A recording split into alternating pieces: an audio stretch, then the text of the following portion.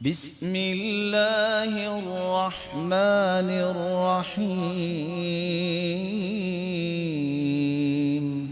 آپ صلی اللہ علیہ وآلہ وسلم نے اس لیے فرمایا، صحیح الجامع کی روایت ہے 5767 اور سلسلہ صحیحہ کی روایت ہے 1367، سیدنا ثوبان رضی اللہ تعالی عنہ اور سیدنا علی رضی اللہ تعالی عنہ کی یہ روایات کس قدر خوبصورت ہے۔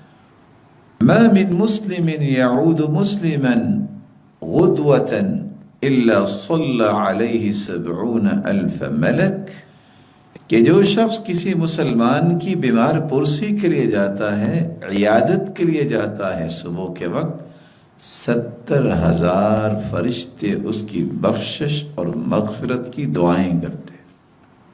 کب تلک؟ حتی یمسی، جب تک شام نہیں ہو جاتی۔